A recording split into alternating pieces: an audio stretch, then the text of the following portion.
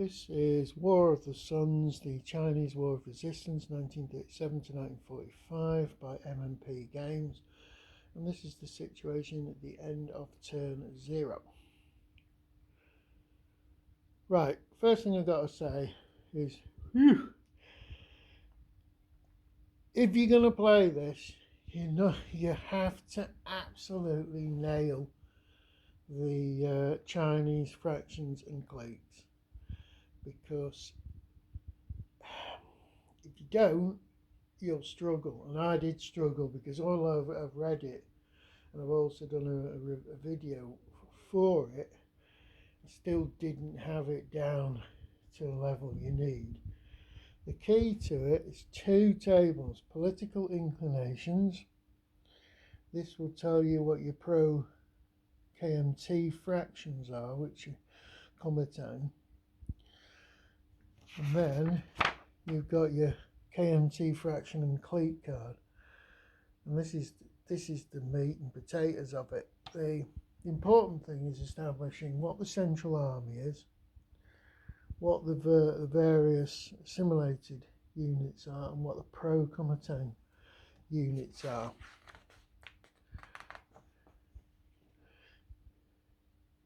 Now, once you've got that, see, I've written it down on these sheets here. When you're activating the Chinese units, you'll, like for example, Chen, this commander here, he's the commander of the Central Army. Now, effectively, because of the rules on command, he can command all the pro-Kuomintang Central Army and VA units. Now, there's other things like cliques, like Shantung here, which is controlled by the Han clique. Han can effectively only control his own units properly.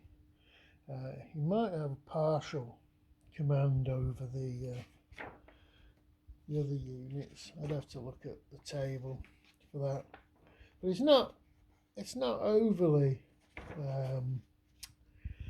difficult. It just needs a bit of work just to get it into your head. Now, when I've got units that are not affiliated, I've marked them with these coloured blocks. So there's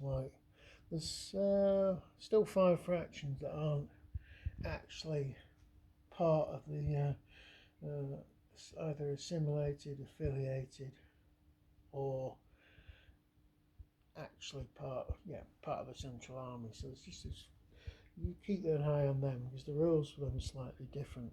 Anyway, enough of that. First thing that's happened is the Japanese attacked Hopei, which is this province in northern China. They had the 3 activations from the First Army, and they successfully overrun the Sung troops. Now, Sung was a clique, but immediately joined the KMT as part of the rules for the first term. Now, what happened there was that their commander was defeated. There was these 2 cities, Peking and Tianjin, where they were sharing hexes, and the Japanese just completely overwhelmed the defenders. And in all cases, except for 3, I think it was, they completely destroyed the defending units. But there were a couple where they got units to surrender, and when a unit surrenders, you can get these Chinese collaborators, which are equal to the stacking point strength of the unit that surrendered. Okay, now surrender is something that's just occurs as part of the regular combat system. Now, what's happening here is also because Japanese are threatening Yen, who's in Shaanxi, right? There's certain rules about being a clique that's being threatened. You've got to keep your troops and your leaders into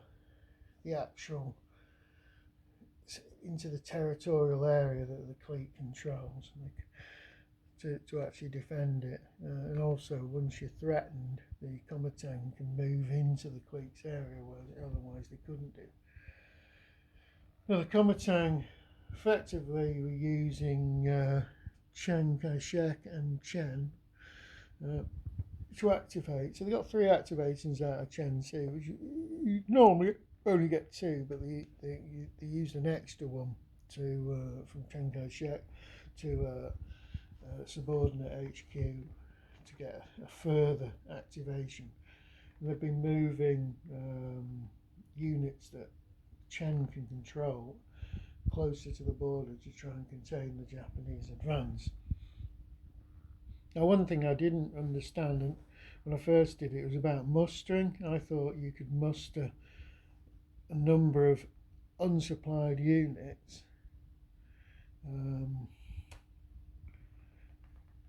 equal to your actual hierarchy strength, which is this number 6 on the left there for that counter.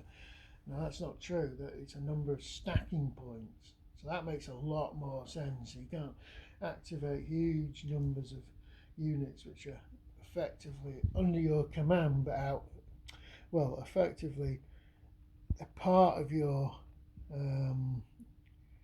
available units for command, but they're not within your command radius, which is the command radius is 6 hexes. So those units, if you're mustering under a subordinate unit,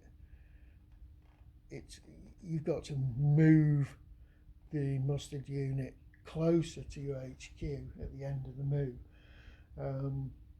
If you muster via your GHQ, you don't have to go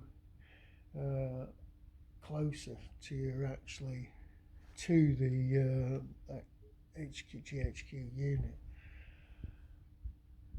So the Chinese have successfully managed to move quite a few units into the area, but you can already see that the Japanese are overstretched. They've captured large areas of territory, but they're no longer very tightly concentrated. And you're getting a vision of what this is going to be like when they start attacking deeper and deeper into China. Now, one other thing that's worth noting when you're playing this game, because your number of activations for your HQs is dependent on the number of command points you actually generate. Your command points being either fixed or due for the KMT, it's related to the economic subgame. You can only activate 1 HQ for each 2 command points. Now, that means, you can, every single unit within the command radius of that can activate, plus the mustering, which I've already described. But you're going to get situations where, like, for example, China here, the vast majority of Chinese units can't move, or couldn't move, because they weren't in the command range of any activated HQ.